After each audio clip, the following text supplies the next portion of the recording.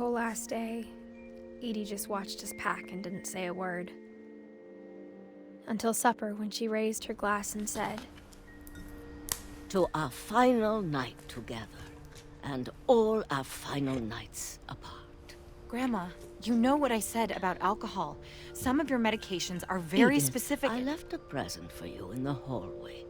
Why don't you go open it? The grown-ups have to argue now. I'm sorry, you're right.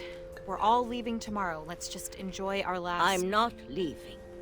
Edith, you're excused.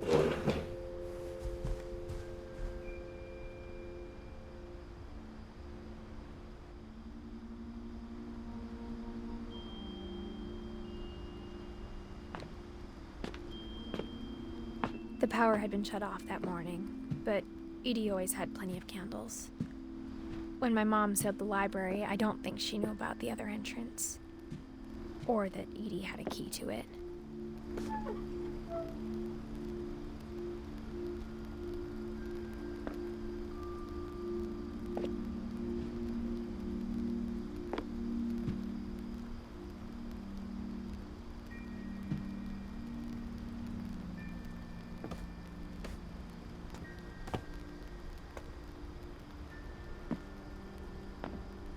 That thing you're afraid of isn't going to end when you leave the house.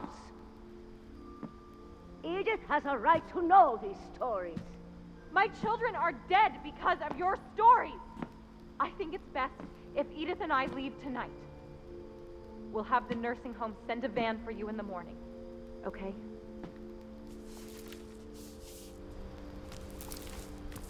Dear Edith, there's so many stories I wish I could tell you, but there's only time for one. This is about what happened on the night you were born. That night, the tide went way, way out.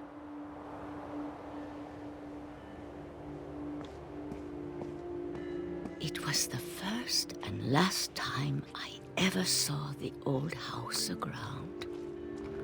There'd been an earthquake out in the middle of the ocean. They called it the lowest tide in 1,000 years. God, it smelled awful.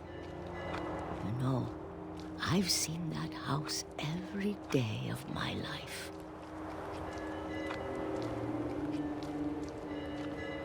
But I never thought I'd go back to it.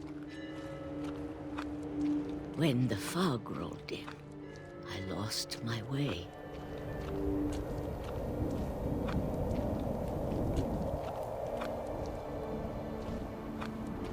I got turned around.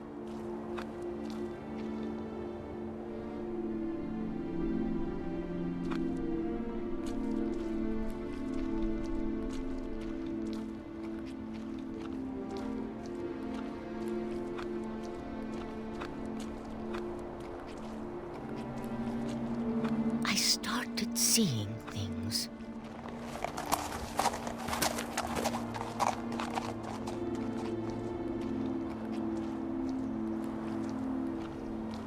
Things I'd forgotten had ever existed.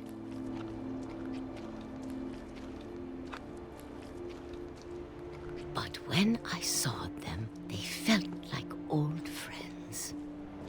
That night, a lot of things came back to me. Or maybe I came back to them.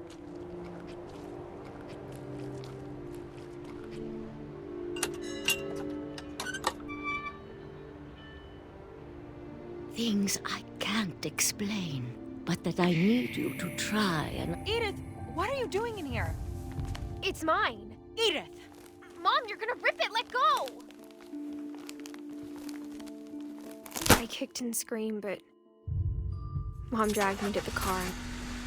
I never saw Great-Grandma Edie again. The next morning, the van came to pick her up, but she was already gone. After that, we moved around a lot.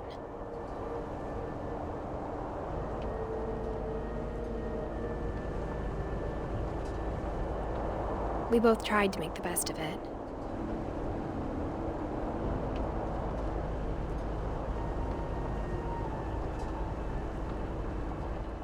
A few years went by.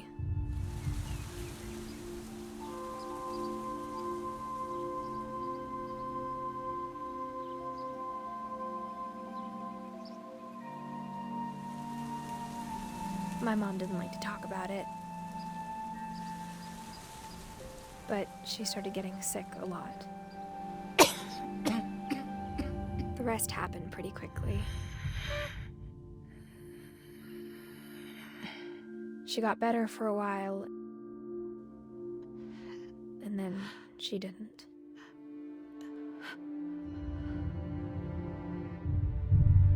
And then I was alone.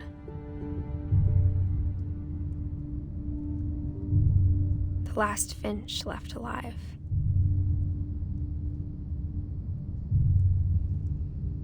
Until I found out about you.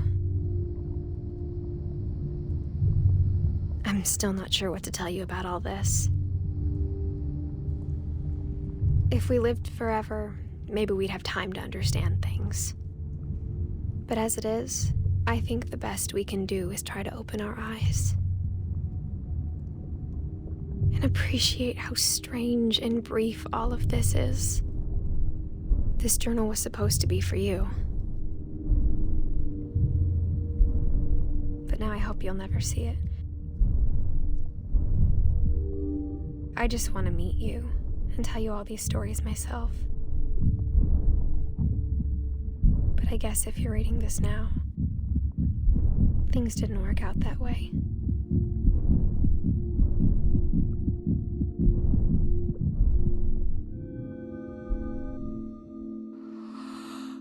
This is where your story begins. I'm sorry I won't be there to see it. It's a lot to ask, but I don't want you to be sad that I'm gone. I want you to be amazed that any of us ever had a chance to be here at all. Good luck.